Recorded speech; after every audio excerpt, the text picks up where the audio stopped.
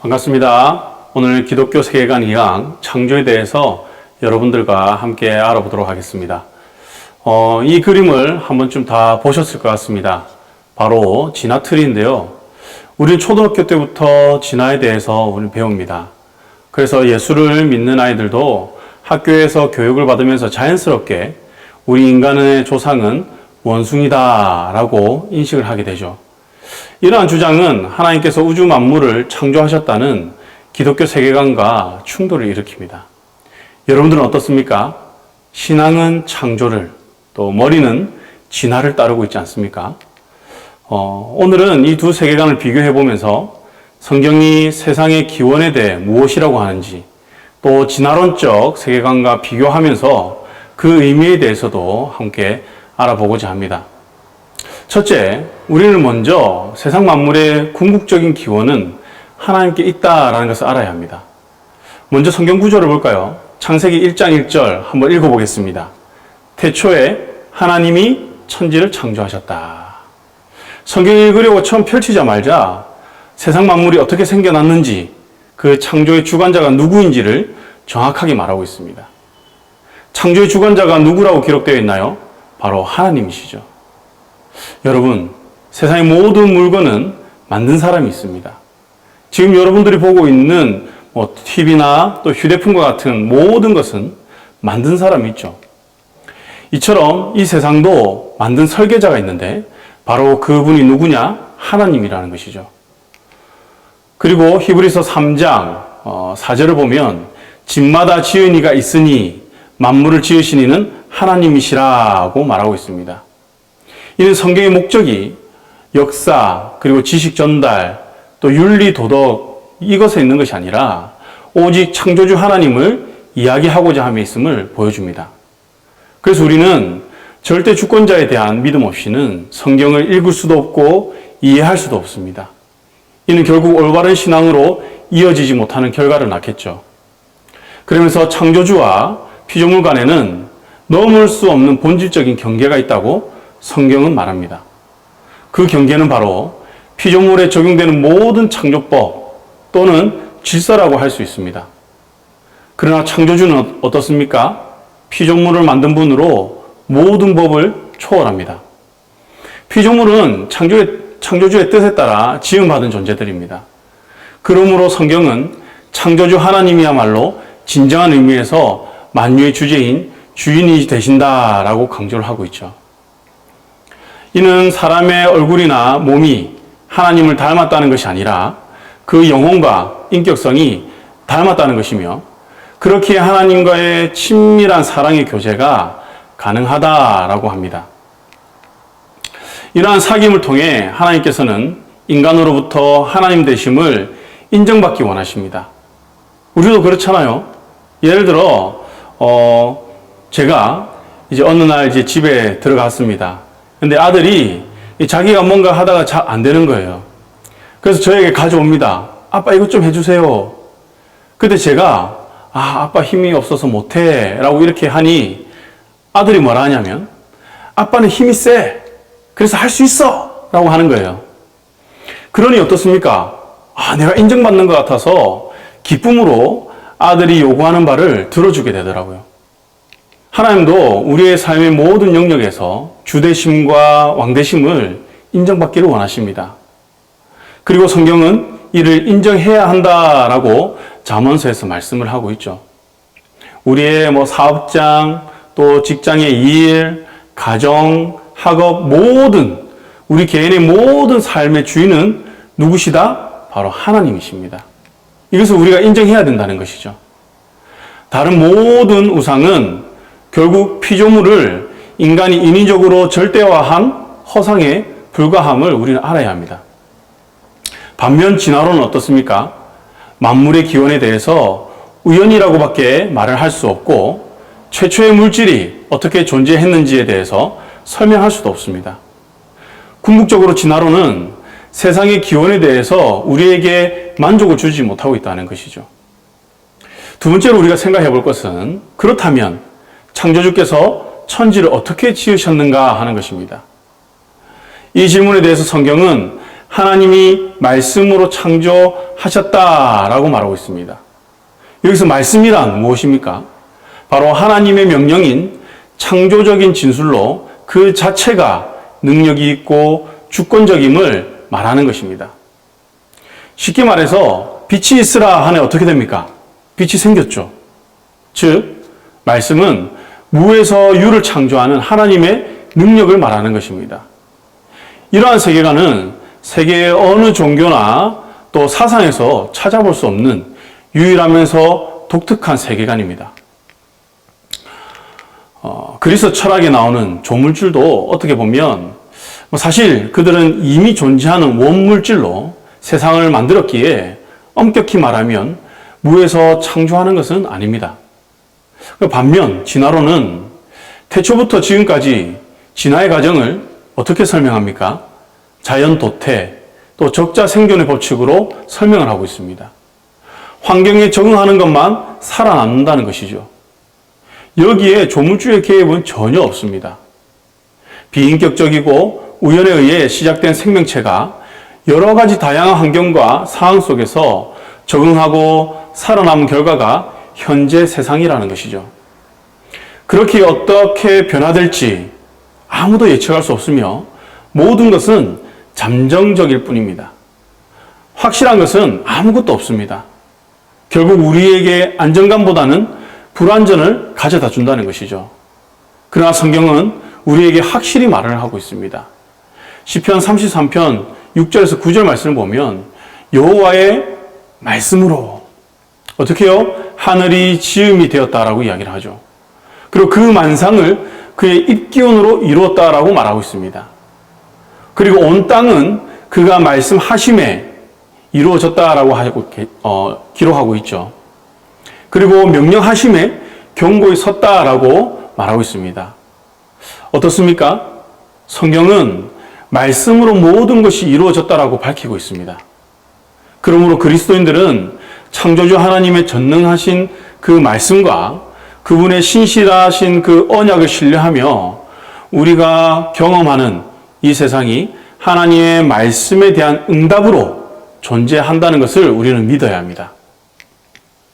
세 번째로 성경은 하나님께서 놀라운 지혜로 모든 만물을 지으셨다라고 말하고 있습니다. 시편 104편 24절 말씀 보면 이 모든 것을 주님께서 지혜로 만드셨으니 라고 말하죠. 여러분, 지금 생각나는 이 세상에 하나님의 어떤 지혜로 만들어진 그 작품, 무엇이 떠오릅니까? 동물원에 가면 참 많은 종의 동물들이 있습니다. 사슴도 있고, 또 사자도 있고, 토끼도 있죠. 기타 많은 종류의 동물들이 있습니다. 이 동물들을 보면 어찌 이리 하나같이 그 특징과 생김새가 다 다를까 하는 생각이 듭니다. 그리고 우리가 대자연을 보면 어떻습니까? 그랜드 캐년, 또 에베레스트 산, 나이아가라 폭포, 시내산, 여러분들은 한 번쯤은 또 가보셨지 않을까 싶습니다. 저는 이제 시내산을 성지순례 때 한번 올라가 봤는데요. 그 웅장함에 잠시 넋을 놓고 보았습니다. 그 일출의 장면을 제가 지금까지 보았던 그 어떠한 자연 환경과는 비교를 할 수 없을 정도로 참 아름다웠습니다. 그것을 사진에 다 담을 수 없었는데 너무 안타까웠어요. 제가 그런 자연 풍경을 보면서 감탄하며 사진을 찍은 것이 그때가 처음이었습니다. 그러면서 절로 찬양이 나오더라고요. 주님의 높고 위대하심을 어떻게 해요? 내 영혼이 찬양하네. 여기까지만 하겠습니다. 여러분들은 어떻습니까? 하나님께서 만드신 창조 세계를 보면 절로 찬양이 나오지 않나요? 또 우리 아이가 태어나는 그 과정을 한번 보면 어떻습니까? 초음파 때 정말 콩알만 해서 형체도 없던 그 아이가 주차를 거듭할수록 심장도 뛰고 또 뼈도 생기고 신경 조직들이 생기는 거 보면 너무나도 신기하다는 것이죠. 그리고 그 아이가 자라면 자랄수록 그 부모의 모습을 닮아가는 것을 보면 정말 이 생명의 신비는 정말 놀랍다고밖에 표현할 수가 없습니다. 그래서 이 모든 것은 하나님의 지혜로 창조되었다라고밖에 설명이 안 되는 것이죠. 그러나 진화론자들은 어떻습니까? 그들의 입에서는 찬양이 있을 수가 없습니다. 그들의 가슴에는 세상의 온 만물을 바라보며 생명을 바라보며 벅찬 감동이 있을 수 없다는 것이죠. 왜냐하면 이들이 말하는 세상은 지혜로운 설계자의 걸작품이 아니라 우연히 어떻게 생긴 것이기 때문에 그 어떠한 감동과 찬양이 있을 수가 없습니다. 사실상 이 세상의 모든 만물이 우연의 산물이라는 것을 증명하는 것은 거의 불가능합니다. 어떻게 보면 이것 또한 하나의 믿음일 뿐이라는 것이죠. 그러나 성경은 천지 만물이 하나님의 신성을 드러낸다고 말하고 있습니다. 이것을 성경이라는 특별 계시와 구분하여 자연 계시 또는 일반 계시라고 말을 합니다. 이렇게 시편 19편 1절 그리고 로마서 1장 20절을 통해서 일반 계시에 대해서 우리가 알 수 있는데요. 물론 이 말씀뿐만 아니라 성경에서는 많은 지면을 통해서 창조 세계는 하나님의 지혜로 지어졌다는 것을 증거하고 있습니다. 그리고 네 번째 무엇이냐? 하나님의 창조 사역은 가장 중요한 것이 뭐냐? 인간을 하나님의 형상대로 만드셨다는 것이죠. 성경은 인간이 원숭이에서 진화된 것이 아니라 전혀 다른 차원에서 하나님을 닮은 존재라고 선포하고 있습니다. 이는 정말 대단한 차이 아닌가요? 원숭이에서 진화된 인간, 그리고 하나님의 형상인 인간. 여러분들이 봤을 때는 어떤 것이 더 존귀한가요? 어느 입장이 인권의 궁극적인 그 기원과 인간의 존엄성을 더 잘 설명할 수 있을까요? 우리 조상이 원숭이라고 한번 생각해 보세요. 또 우리를 지으신 분이 전능하시고 또 지혜로우신 창조주 하나님이라고 한번 생각해 보세요. 이는 전혀 차원이 다른 세계관이고 또 삶이라는 것이죠. 그렇다면 하나님께서는 왜 인간을 자기 형상대로 창조하셨을까? 창세기 1장 26절에서 28절의 문맥을 살펴보면 하나님의 축복을 받아 땅에 충만하고 하나님의 대리자로서 모든 피조물을 다스리면서 땅을 정복하기 위함에 있다라고 말하고 있습니다. 네덜란드의 그 개혁주의 신학자 아브라함 카이퍼는 이를 뭐라 하냐면 문화혁명이라고 이야기합니다. 그렇게 우리는 피조계에 담겨있는 무한한 가능성과 잠재성을 개발하여서 하나님의 거룩한 영광을 드러내어야 할 사명이 우리 인간에게 바로 있다는 것이죠. 이를 통해 또한 인간의 역사의 의미를 우리가 알 수 있는데요. 인간의 역사란 하나님 말씀에 대해 인간이 어떻게 활동을 하고 또 응답했는가를 보여주는 것입니다. 인간은 하나님의 그 명령에 순종할 수도 있고 불순종할 수도 있습니다. 순종할 경우 그 문화는 발전하며 하나님께 영광을 올려드리게 되겠지만 불순종하면 문화는 잘못된 방향으로 나아간다는 것이죠. 그리고 결국 그 자체적으로 모순에 빠지게 됩니다.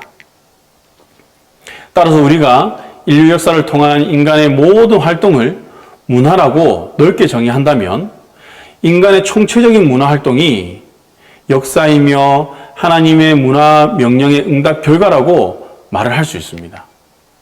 그렇게 인간의 본질은 그저 우연히 단세포 생물에서 수많은 진화를 거쳐 지금까지 진화한 것이 아니라 하나님을 닮아 온 피조물들을 다스리는 그 역사와 문화의 주체로서 이해해야 한다는 것이죠. 바로 이러한 의미에서 행크 헤르츠마 교수는 인간의 존재 자체가 응답성을 가지고 있다라고 말하면서 인간의 가장 중요한 특징을 응답하는 인간이라고 말을 했습니다. 그리고 인간은 순종 또는 불순종의 응답에 대해 책임을 져야 하는데 이것이 바로 성경이 말하는 심판이라는 것이죠. 하지만 진화론적 세계관에서는 인간의 책임성을 묻기가 어렵습니다. 왜냐하면 환경에 적응하기 위해 부단히 자신을 변화시켜야 하기 때문에 자신의 모든 행동에 대해서 궁극적인 책임을 물을 수 없다는 것이죠. 이러한 세계관이 지배하는 사회는 누구도 책임지지 않기 때문에 그야말로 혼돈 그 자체입니다. 다섯 번째로, 이러한 응답적 문화 활동을 이해하게 되면서 우리는 하나님의 창조 세계가 매우 동적이라는 것을 알 수 있습니다. 가령 창세기 1장에서 아담과 하와가 사는 곳이 어디입니까? 에덴 동산이죠. 그런데 요한계시록 21장을 보면 새 예루살렘 도성이 내려오는 것을 보게 됩니다. 즉, 동산에서 도성으로 변해든다는 것이죠. 하나님께서는 인간에게 허락하신 동산을 잘 개발하는 동시에 잘 보존하라고 말씀하십니다. 이 말씀은 창조 세계를 인간이 여러 가지 문화 활동을 통해 올바른 방향으로 발전시켜야 함을 말하는 것입니다. 따라서 창조는 결정적으로 프로그램화된 과정이 아니라 자유의지를 가진 인간에 의해 다양하게 펼쳐질 수 있는 여러 가지 가능성이 잠재되어 있습니다. 이는 마치 다양한 지화 자원들이 인간에 의해 개발되어 다양한 용도로 사용되는 것과 같다고 볼 수 있습니다. 예를 들어 다이아몬드 원석입니다. 이렇게 원석 그 자체는 크게 값어치는 없습니다. 그러나 이것을 가공한다. 그럼 어떻게 되죠? 아름다운 보석이 되는 것이죠. 그리고 휴대폰 처음 나왔을 때 어떻습니까? 인터넷을 하고 이런 기능이 없죠. 그냥 전화를 걸고 받고, 그리고 문자 조금 할 수 있는 정도였습니다. 근데 스마트폰 시대가 열리면서 어떻게 됩니까? 더욱 다양한 활동들이 생겼다는 것이죠. 이와 같이 창조 세계는 무한한 가능성을 향해 열려간다는 의미입니다. 이러한 특성을 사이언은 오픈 시스템이라고 합니다. 하지만 진화론의 영향을 받은 사회 진화론은 힘, 그리고 경쟁이 이 사회를 이끌어간다. 그리고 진화를 이끌어간다. 라고 이야기를 합니다. 그래서 역사의 과정을 단지 생존 경쟁의 논리로만 이해를 합니다. 따라서 사회에 불필요한 사람들은 인위적으로 제거를 해도 아무 문제가 없는 것처럼 생각하기 쉽다는 것이죠.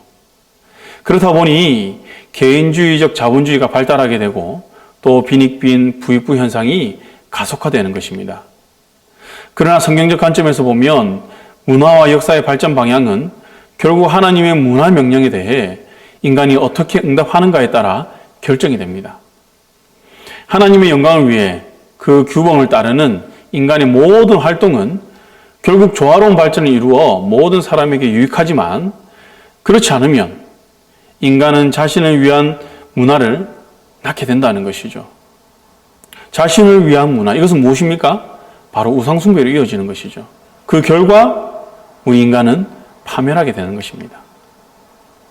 여러분, 그리고 여섯 번째 우리가 잊지 말아야 하는 것은 모든 피조물이 하나님 보시기에 좋았다는 사실입니다.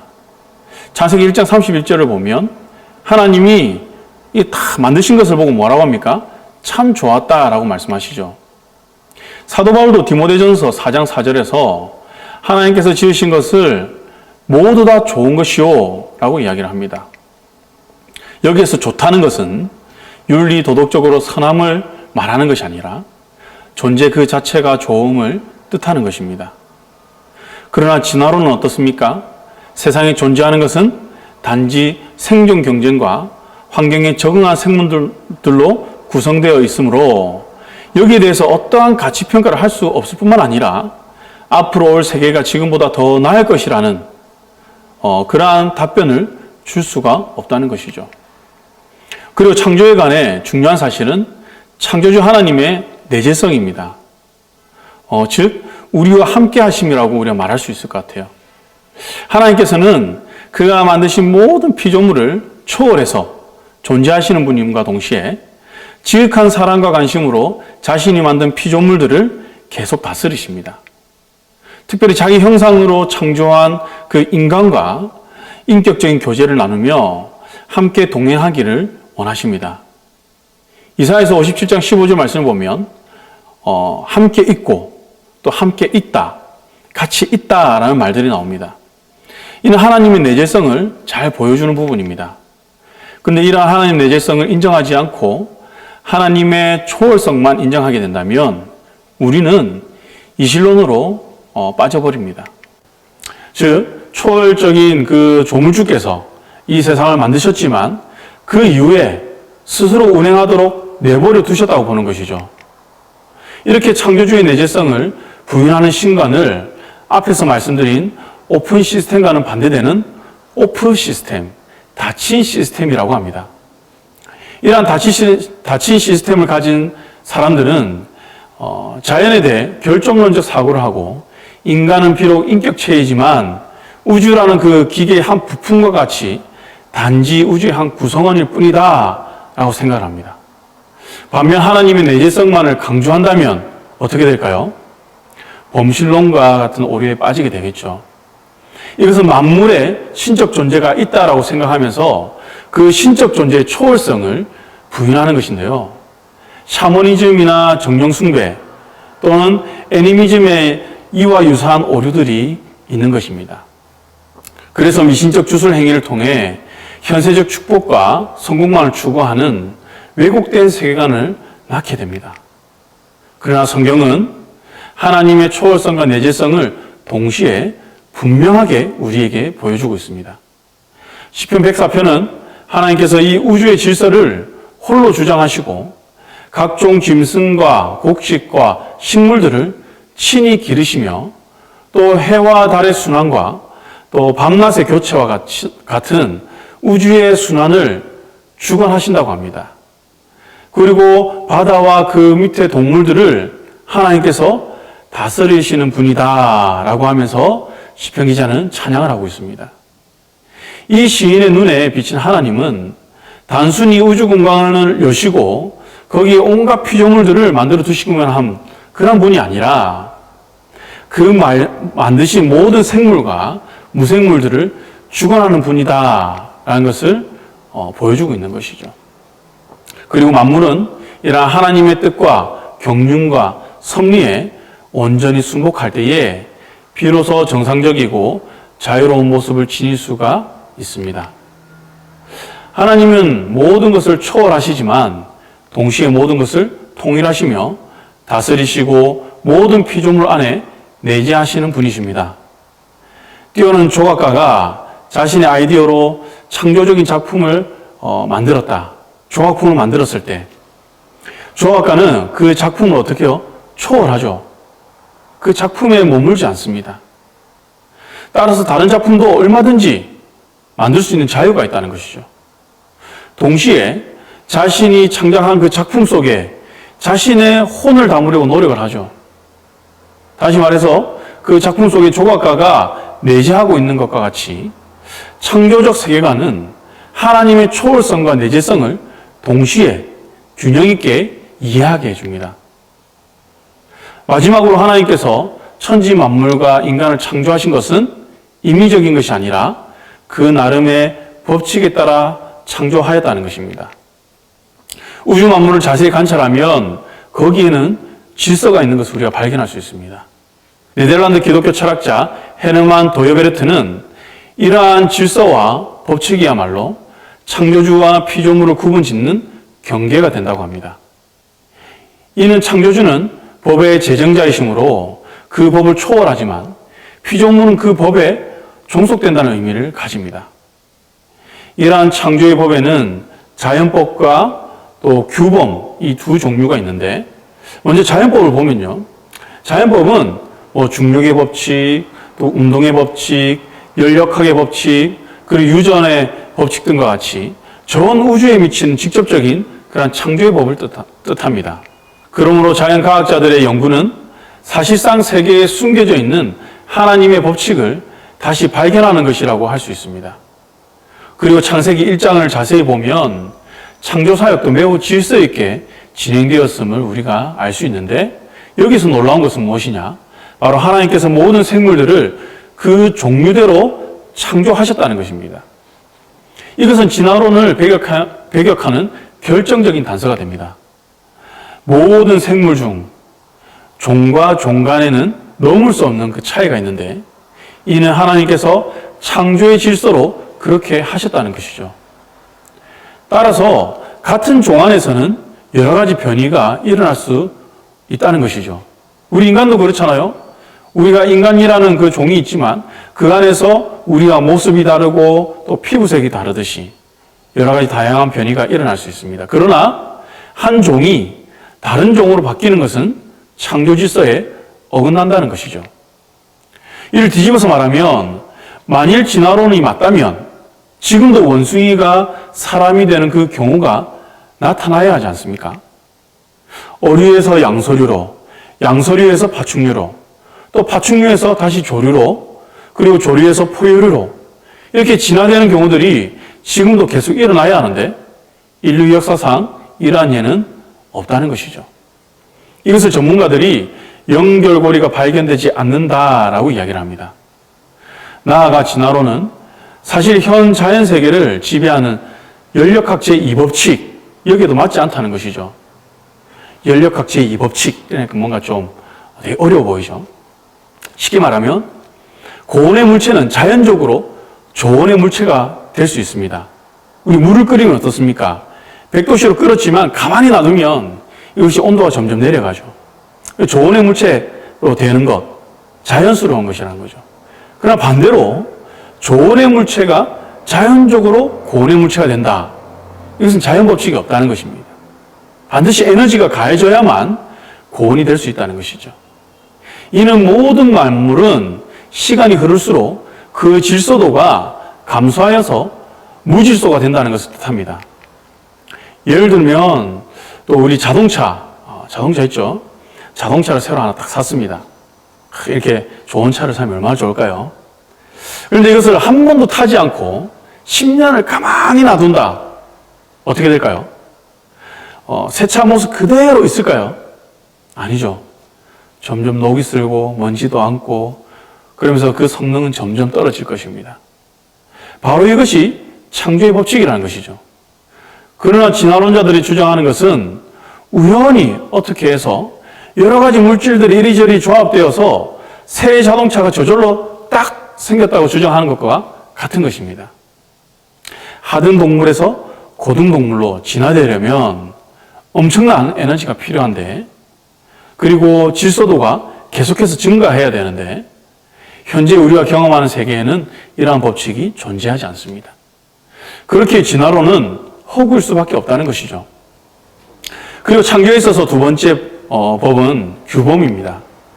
이것은 십계명과 같이 인간의 사회와 문화에 적용되는 당위의 법칙으로 준수할 수도 있지만 어길 가능성도 있는 도덕법 또는 문화법, 이것을 말하는 것입니다.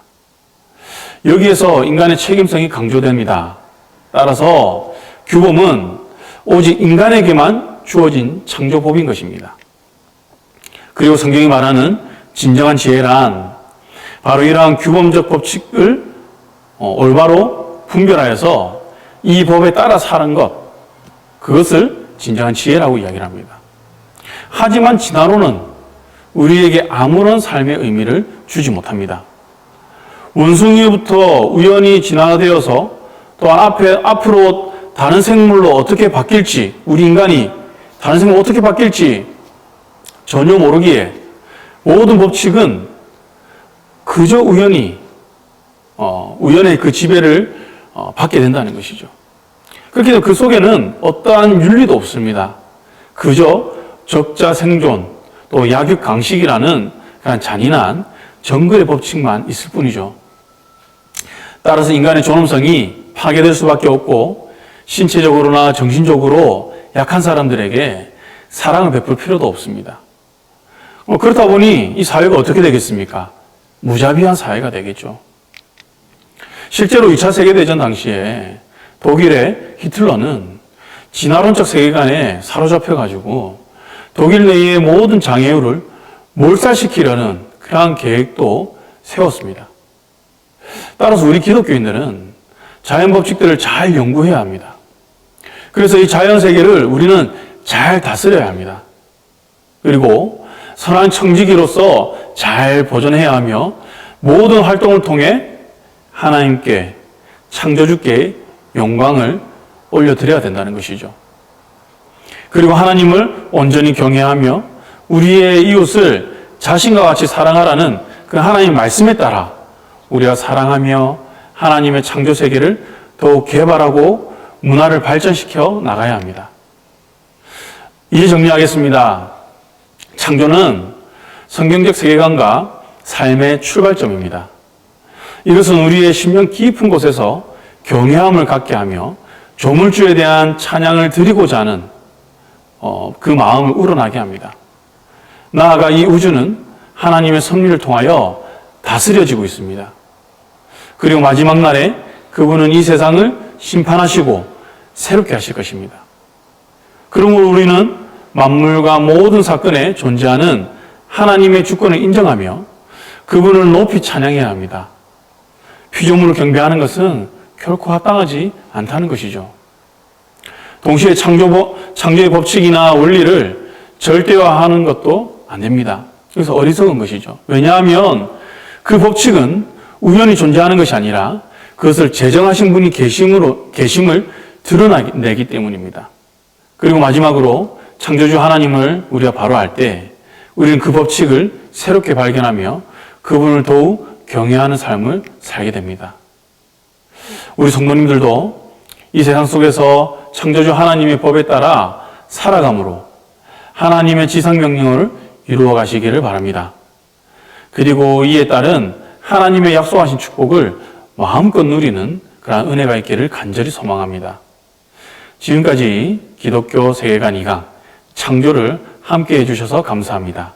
다음 시간에 뵙겠습니다.